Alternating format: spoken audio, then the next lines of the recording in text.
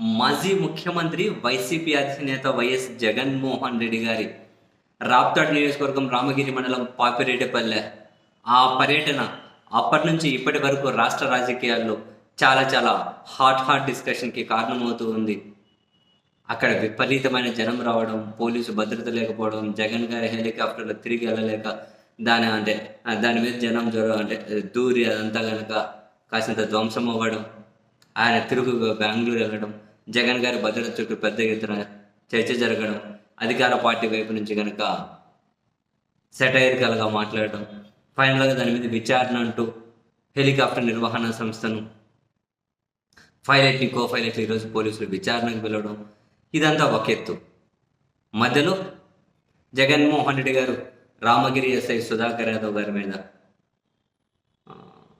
నేరుగా పేరు పెట్టే విమర్శలు చేయడం, దాని కౌంటర్గా ఈ ఎస్ఐ గారు, రామగిరి ఎస్ఐ గారు ఏ జగన్ అని చెప్పి వేలు పెట్టి చూపించుకుంటూ ఒక మాజీ ముఖ్యమంత్రిని ఆ విధంగా బాడీ లాంగ్వేజ్ కరెక్ట్ కాదు, ఎస్ఐ గారిది తన మాట తీరు కరెక్ట్ కాదు, అసలు అవి కరెక్ట్ కానే కాదు.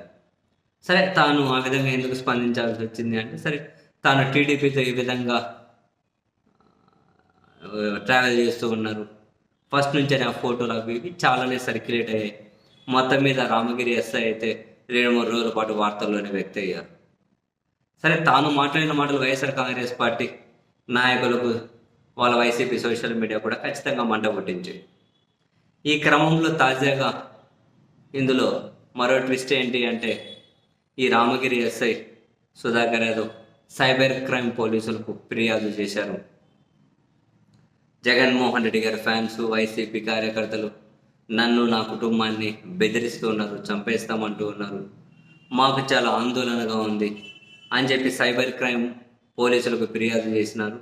దాని మీద వాళ్ళు వివిధ సెక్షన్ల కింద కేసులు పెట్టినట్లుగా కూడా సమాచారం అయితే అందుతూ ఉంది. జగన్ ఫ్యాన్స్ నుంచి ప్రాణహాని ఉంది అని చెప్పి, మా కుటుంబ సభ్యుల్లో భయాందోళనలు ఉన్నాయని చెప్పి ఆయన వెళ్ళి కంప్లైంట్ ఇవ్వడం. సరే, ఇందులో 2 కోణాలు కనిపిస్తూ ఉన్నాయి.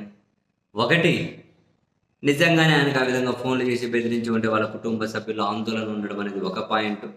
Second, so based on this incident, ఈ మొత్తం ఎపిసోడ్ని బేస్ చేసి మరికొందరు వైసీపీకి సంబంధించిన కార్యకర్తలను, నాయకులకు ఏమైనా కేసుల పేరుతో టార్గెట్ చేసే ఉద్దేశం ఉందా అన్నది ఇంకో కోణం.